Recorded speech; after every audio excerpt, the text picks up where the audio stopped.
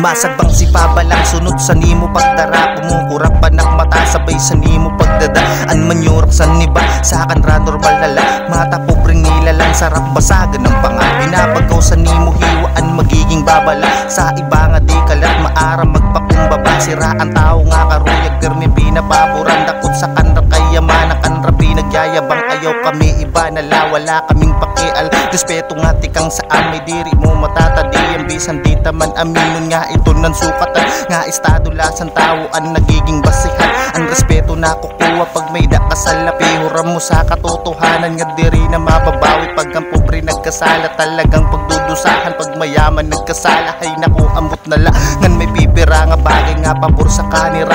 Dahil mayaman sira ngan sira ang kilala. At kita nga pobrehanong kinahanglan magtiyaga. Magulat sa kanrasaan o hanggang hulat nala. Ayaw tapag tuyangin nga pag di na maktamakan ng dito'y tang dignidad. Kung pwede man ta ipaglaban ipakita sa iba nga di lakit basta-basta. Sa mga mapangmata nga mga putang ina bato-bato sa langit ang tama ang bubukulan. Ayaw na pagpaapat mas hindi ka pag-usapan mo. Sige di bali na ako di manak naging mayaman nga malimyum ang kunot pero mariksok ang batas. Sira ang taong di naruyag masabawan sa iba.